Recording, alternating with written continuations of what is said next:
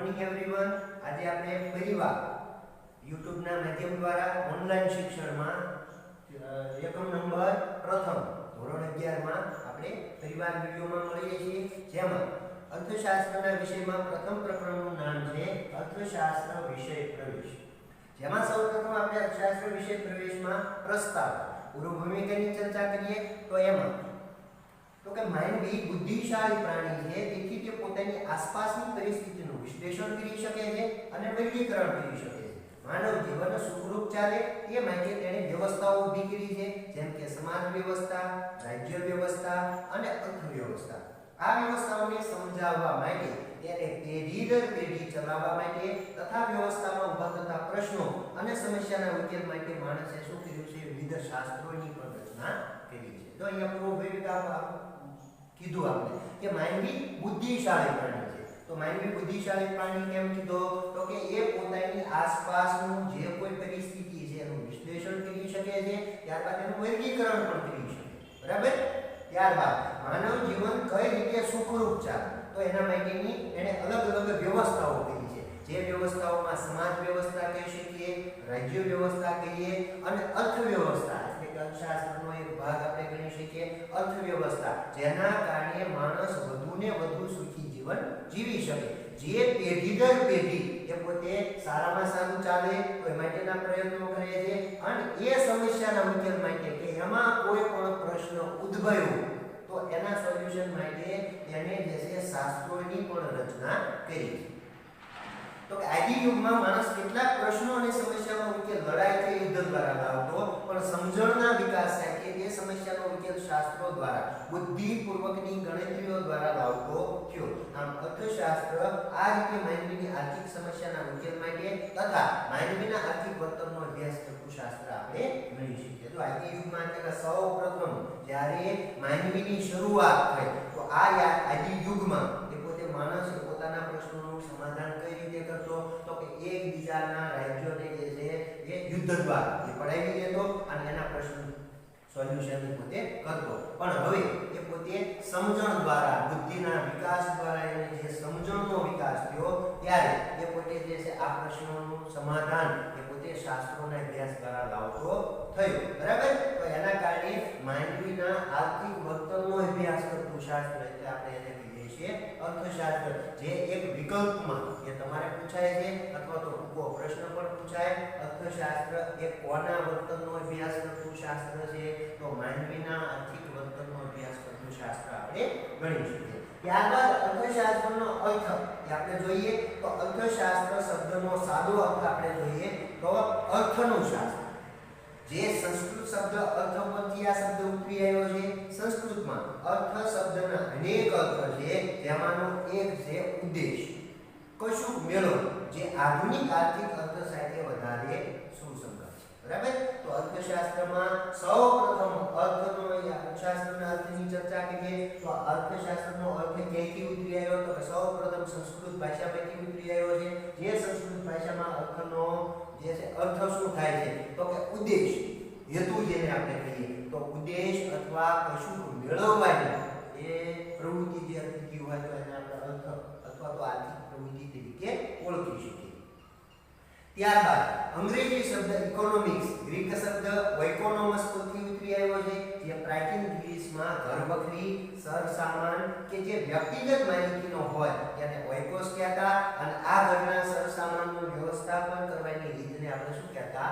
નોમોસ કહેતા। તો ત્યારબાદ અર્થશાસ્ત્રનો ઇંગ્લિશ શબ્દ ઇકોનોમિક્સ, જે ઇકોનોમિક્સ શબ્દ ક્યાંથી આવ્યો છે? તો કે ગ્રીક શબ્દ ઓઇકોનોમસ પરથી આવ્યો છે, જે ઓઇકોનોમસનો અર્થ આપણને આપ્યો છે તો પ્રાચીન ગ્રીસમાં એ ઓઇકોસનો અર્થ થતો ઘરવખરી કે સરસામાન, જે પોતાની માલિકીનું હોય, બરાબર? ઘરવખરી કે સરસામાન જે પોતાની માલિકીનું હોય તો એને ઓઇકોસ કહેતા અને એનું વ્યવસ્થાપન કરવું તો એને આપણે નોમોસ કહેતા, બરાબર? એટલે ઘરવખરી અને સરસામાનનું વ્યવસ્થાપન કરતું શાસ્ત્ર એટલે આને આપણે ઓઇકોનોમસ, જે ગ્રીક શબ્દ છે, જે ઇંગ્લિશ શબ્દ ઇકોનોમિક્સ પરથી આપણે બન્યો છે, બરાબર? તો અર્થશાસ્ત્રનો અર્થ જેમાં આપણે બે બાબતો જોઈ, સૌપ્રથમ સંસ્કૃત શબ્દ ઉપરથી અર્થ બન્યો છે, જેનો અર્થ થાય છે ઉદ્દેશ અથવા કશુંક મેળવવું, ત્યારબાદ અર્થશાસ્ત્રના અર્થનો ઇંગ્લિશ શબ્દ થાય છે ઇકોનોમિક્સ. જે ઇકોનોમિક્સ શબ્દ ક્યાંથી આવ્યો તો કે ગ્રીક શબ્દ ઓઇકોનોમસ ઉપરથી આવ્યો છે.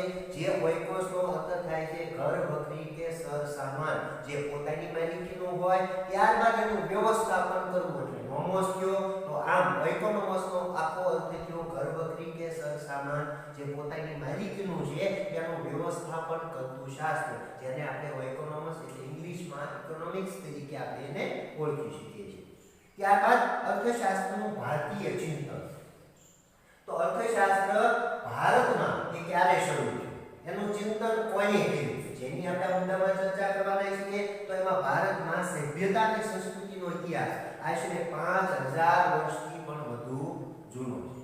માટે ભારતીય તત્વચિંતનમાં માનવ જીવનના વિવિધ પાસાનો અભ્યાસ અને માર્ગદર્શન એ જોવા મળે છે. જો સભ્યતા અને સંસ્કૃતિ આદિકાળનો આપણે 5000 વર્ષથી જે છે જૂનો છે, જેમાં ભારતીય તત્વચિંતનમાં માનવ જીવનના વિવિધ પાસાનો અભ્યાસ એ પોતે કરવામાં આવતો હતો અને એનું જે છે માર્ગદર્શન પણ આપવામાં આવ્યું હતું. જેમ ધર્મ, અર્થ, કામ અને મોક્ષ આ 4 પુરુષાર્થ છે. તમને એક માર્ક્સનો પ્રશ્ન પૂછે, બરાબર, કે 4 પુરુષાર્થ એ ક્યાં, તો એના નામ તમને આવડવા પડે. ધર્મ, અર્થ, કામ અને મોક્ષ. તો માણસે કરવાના હોય માનવ જીવનના 4 મુખ્ય ઉદ્દેશ છે, જેમાંથી અર્થ માટે કરવામાં આવતી પ્રવૃત્તિ સાથે અર્થશાસ્ત્રને લેવાની છે. જો તો અહીંયા માણસે 4 પુરુષાર્થ કરવાના છે, જેમાં નામ આપ્યા ધર્મ, અર્થ, કામ અને મોક્ષ.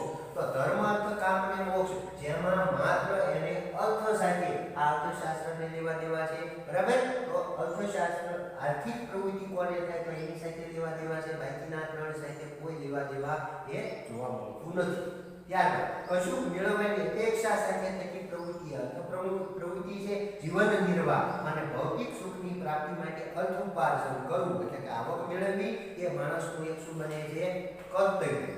આશરે 2500 વર્ષ પહેલા અર્થશાસ્ત્ર નામના પોતાના પુસ્તકમાં કૌટિલ્ય કે જેમનું બીજું નામ હતું ચાણક્ય, તેમણે માનવીની આર્થિક પ્રવૃત્તિ માટેનું ચિંતન રજૂ કર્યું. જો તો અર્થશાસ્ત્રનું ચિંતન તો કે ભારતીય કાળમાં સૌપ્રથમ કરવામાં આવ્યું, જેમાં અર્થપૂર્ણ એ થતી પ્રવૃત્તિ જેને આપણે આર્થિક પ્રવૃત્તિ ગણીએ, અર્થ ઉપાર્જન માટે થતી પ્રવૃત્તિ જેને આપણે આર્થિક પ્રવૃત્તિ ગણીએ, કશુંક મેળવવાની થતી પ્રવૃત્તિ જેને આપણે આર્થિક પ્રવૃત્તિ તરીકે ગણીએ છીએ, જેની શરૂઆત જે 2500 વર્ષ પહેલા, બરાબર, જે અર્થશાસ્ત્રમાં પોતાના પુસ્તકમાં કૌટિલ્ય રજૂ કર્યું હતું, જે કૌટિલ્યનું બીજું નામ છે ચાણક્ય, બરાબર, જેણે માનવીની આર્થિક પ્રવૃત્તિ માટેનું ચિંતન 2500 વર્ષ પહેલા ભારતીય એ અર્થતંત્રમાં એને જે છે ચિંતન રજૂ કર્યું, બરાબર. તો એમણે શું કીધું તો એની વ્યાખ્યા પણ આપણે આપી છે, જેમાં ઘણીવાર તમારે પૂછાઈ હોય કે કૌટિલ્યના મતે અર્થશાસ્ત્રની વ્યાખ્યા આપો, તો મનુષ્યના વસવાટવાળી ભૂમિ અર્થ છે, તેવી પૃથ્વીના લાભ પાલનના ઉપાયો દર્શાવતું શાસ્ત્ર એટલે અર્થશાસ્ત્ર, બરાબર. જેના ઉપર તમે વસવાટ કરો છો તો એ ભૂમિ, તો એ અર્થ છે, બરાબર. તો એના લાભ પાલનના ઉપાયો દર્શાવતું શાસ્ત્ર એટલે અર્થશાસ્ત્ર. આવું જે છે કૌટિલ્ય પોતાની જે છે અર્થશાસ્ત્રની જે છે વ્યાખ્યામાં દર્શાવે. ભારતીય ચિંતનમાં માનવ કલ્યાણનો સમગ્ર વિચાર થતો હતો. આર્થિક પ્રવૃત્તિમાં પણ માત્ર અર્થ કેન્દ્રિત ન રહેતા નૈતિક આધારો સાથે સમગ્ર માનવ કલ્યાણને ધ્યાનમાં રાખીને થાય છે. માટે ચાણક્યના અર્થશાસ્ત્રમાં નીતિશાસ્ત્રની પણ અસર છે. જો આ પ્રશ્ન તમારે 2 માર્ક્સનો પૂછાય છે કે કૌટિલ્યના મતે અર્થશાસ્ત્ર એ નીતિશાસ્ત્ર છે. કેમ નીતિશાસ્ત્ર કહ્યું છે તો કે અહીંયા માત્ર આર્થિક પ્રવૃત્તિ કોઈ એક વ્યક્તિને ધ્યાનમાં લઈને નથી કરાતી, પણ સમગ્ર માનવ કલ્યાણના જે છે તે હેતુ કાર્ય કરવામાં આવે છે, જેના કારણે સમગ્ર માનવ કલ્યાણને ધ્યાનમાં રાખીને થતી પ્રવૃત્તિ હોવાના કારણે તેને નીતિશાસ્ત્રની અસર તરીકે આપણે ઓળખી શકીએ છીએ. ચાણક્ય મોટા ભાગના આર્થિક વિચારોમાં જાહેર અને સામૂહિક વર્તનવાળી આર્થિક પ્રવૃત્તિ કેન્દ્ર સ્થાને છે. ખાસ તો રાજાશાહી રાજ્ય વ્યવસ્થા, કૃષિ પ્રધાન અર્થવ્યવસ્થાને ધ્યાનમાં રાખીને આર્થિક બાબતોનું માર્ગદર્શન કૌટિલ્યએ રજૂ કર્યું હતું. જો એમણે એમના વિચારોમાં કોઈની એ વાત કરી છે તો કે જાહેર અને સામૂહિક વર્તનવાળી આર્થિક પ્રવૃત્તિ જે કેન્દ્ર સ્થાને એમણે મૂકી છે. ત્યારબાદ રાજાશાહી એટલે કે રાજ્ય વ્યવસ્થા કેવી હોવી જોઈએ, ત્યારબાદ કૃષિ પ્રધાન અર્થવ્યવસ્થા એ કેવી હોવી જોઈએ, જેના ખાસ કરીને વિચારો એ કૌટિલ્યએ પોતાના અર્થશાસ્ત્રના પુસ્તક પુસ્તકમાં 2500 વર્ષ પહેલા એને પોતે રજૂ કર્યા છે. ત્યારબાદ આ ભારતીય અર્થશાસ્ત્રનું ચિંતન થયું અને ત્યારબાદ પશ્ચિમમાં અર્થશાસ્ત્રનો ઉદ્ભવ એ કઈ રીતે થયો અને એનો વિકાસ એ કોણે કર્યો એની આપણે ચર્ચા કરીએ. તો તત્વચિંતક એરિસ્ટોટલ નામનું પુસ્તક લખ્યું અને આર્થિક ચિંતન રજૂ કર્યું. પણ ઔદ્યોગિક ક્રાંતિ બાદ જેમ ઉદ્યોગ ક્ષેત્ર સૂક્ષ્મ શ્રમ વિભાજન થયું અને વિશિષ્ટીકરણ થયું, એટલે કે કોઈ એક કામ એક જ વ્યક્તિ દ્વારા થાય અને તેમાં જ તેને કુશળતા મેળવી, તેમ જ્ઞાનના ક્ષેત્રોનો અભ્યાસ અને સંશોધનમાં પણ વિશિષ્ટીકરણ થયું. ભૌતિક વિજ્ઞાનોની જેમ સમાજ વિજ્ઞાનનો અને માનવ વર્તનનો અભ્યાસ કરતા શાસ્ત્રોમાં પણ વિશિષ્ટીકરણ થયું તથા અભ્યાસની પદ્ધતિ માત્ર તર્ક કે કલ્પના આધારિત ન રહેતા પ્રયોગ અને ચકાસણી આધારિત વૈજ્ઞાનિક પદ્ધતિથી અભ્યાસ શરૂ થયા. એટલે અત્યાર સુધી માનવીના આર્થિક વર્તનનો રાજ્યશાસ્ત્ર અને નીતિશાસ્ત્ર કે તત્વચિંતનના ભાગરૂપે અભ્યાસ થયો હતો ત્યારનો સ્વતંત્ર વિષય તરીકે શું થયો અભ્યાસ શરૂ થયો. તો સૌપ્રથમ તત્વચિંતક એરિસ્ટોટલે જે છે પુસ્તક ઇકોનોમિકા લખ્યું છે, બરાબર. એક માર્ક્સનો પ્રશ્ન તમારે પૂછાય છે વિકલ્પમાં. ત્યારબાદ ઔદ્યોગિક ક્રાંતિ બાદ ઉદ્યોગ ક્ષેત્રે શ્રમ વિભાજન થયું. તો ઔદ્યોગિક ક્રાંતિ ક્યારે થઈ તો લખી શકો છો તમે 1750 થી 1830 ના ગાળામાં એ ઔદ્યોગિક ક્રાંતિ થઈ. ક્યાં થઈ તો ઇંગ્લેન્ડમાં, બરાબર. તો ઉદ્યોગમાં સૂક્ષ્મ શ્રમ વિભાજન અને વિશિષ્ટીકરણ થયું. શ્રમ વિભાજન એટલે કે કોઈ એક કામને અલગ અલગ વિભાગમાં વિભાજન કરવું અને જે એકમમાં તમે કાર્ય કરી રહ્યા છો તો એમાં એક આવડત મેળવવી, એક ફાવટ મેળવવી, એક કુશળતા મેળવવી, જેને આપણે વિશિષ્ટીકરણ તરીકે ઓળખી શકીએ છીએ, બરાબર. તો આ વિશિષ્ટીકરણ એ અલગ અલગ શાસ્ત્રોમાં પણ જોવા મળ્યું, જેમાં ભૌતિક વિજ્ઞાનમાં, સમાજ વિજ્ઞાનમાં, ત્યારબાદ અલગ શાસ્ત્રોમાં જે છે વિશિષ્ટીકરણ થયું. ત્યારબાદ જે આપણે કાર્ય કરતા એ કલ્પના આધારિત હતું, તો એ માત્ર તર્ક આધારિત કાર્યના બદલે એના ઉપર જે છે પ્રયોગ એ કરવામાં આવ્યો, જેના કારણે એ વૈજ્ઞાનિક પદ્ધતિ પણ જે છે શરૂ થઈ અને આર્થિક વર્તનનો રાજ્યશાસ્ત્ર અને નીતિશાસ્ત્ર કે તત્વચિંતનના ભાગરૂપે એક અભ્યાસ સ્વતંત્રપણે એ શરૂ કરવામાં આવ્યો. ત્યારબાદ ઔદ્યોગિક ક્રાંતિના કારણે મોટા યંત્રો, મોટા પાયે ઉત્પાદન, આર્થિક સત્તાનું કેન્દ્રીકરણ અને જંગી મૂડીરોકાણના પરિણામે એક નવી આર્થિક સામાજિક વ્યવસ્થા ઊભી થઈ. આ સંદર્ભે કોઈ પણ દેશની આર્થિક સંપત્તિમાં વધારો થવાના કારણો શું હોઈ શકે? આ પ્રશ્ન પર ઊંડા ચિંતન બાદ 1776 માં એડમ સ્મિથે અર્થશાસ્ત્રનું સ્વતંત્ર ચિંતન શું કર્યું રજૂ કરતું એક પુસ્તક કર્યું. જો અહીંયા આપણે ઔદ્યોગિક ક્રાંતિ એ મોટા પાયે જે છે ઉત્પાદન, આર્થિક સત્તાનું કેન્દ્રીકરણ અને જંગી મૂડીરોકાણના કારણે એક નવી આર્થિક સમસ્યા, એક વ્યવસ્થા ઊભી થઈ, જેના કારણે આ દેશની આર્થિક સંપત્તિમાં કેનો વધારો થયો, એના કારણો ક્યાં ક્યાં હોઈ શકે, જેના માટે એડમ સ્મિથે પોતાનું ચિંતન રજૂ કર્યું, જેના માટેનું એક પુસ્તક રજૂ કર્યું. જે પુસ્તકની આપણે વાત કરીએ તો 1776 માં એડમ સ્મિથે પુસ્તક લખ્યું, જેનું નામ હતું વેલ્થ ઓફ નેશન, બરાબર. તો અહીંયા કોઈ પણ દેશની આર્થિક સંપત્તિમાં વધારો થવા માટેનું કારણ શું છે તો એ વેલ્થ ઓફ નેશનના પુસ્તકમાં એને પોતે બતાવ્યું છે. ત્યારબાદ આ જે છે વેલ્થ ઓફ નેશન એ અર્થશાસ્ત્રનો સ્વતંત્ર અને વૈજ્ઞાનિક ઢબે અભ્યાસ પોતે કર્યો હતો, જેના કારણે એનું બહુમાન એટલે કે એડમ સ્મિથને એ અર્થશાસ્ત્રના પિતા તરીકેનું બહુમાન પણ જે છે આપવામાં આવ્યું અને વૈજ્ઞાનિક ઢબે અભ્યાસ કરતા શાસ્ત્રમાં એડમ સ્મિથનું નામ જે છે એ અગ્ર અથવા તો ટોચના સ્થાને ગણવામાં આવ્યું. તો આ જે છે એડમ સ્મિથે અર્થશાસ્ત્રની વ્યાખ્યા શું આપી, જેની આપણે જે છે આમાં જે છે ચર્ચા કરીએ તો એડમ સ્મિથે આપેલી અર્થશાસ્ત્રની વ્યાખ્યા. તો એમાં અર્થશાસ્ત્ર એ સંપત્તિનું શાસ્ત્ર છે. તેઓ માને છે કે ઉત્પાદક શ્રમ દ્વારા ઉત્પન્ન થયેલ ભૌતિક સંપત્તિનું ઉત્પાદન, વપરાશ અને વિનિમયનો અભ્યાસ કરતું શાસ્ત્ર એટલે અર્થશાસ્ત્ર. એડમ સ્મિથે અર્થશાસ્ત્રનો સામાજિક વિજ્ઞાનનો દરજ્જો આપ્યો, કારણ કે તે એક બાજુ માનવીના આર્થિક વર્તનનો અભ્યાસ કરે છે તો બીજી બાજુ તેની અભ્યાસની પદ્ધતિ કેવી છે, વૈજ્ઞાનિક છે.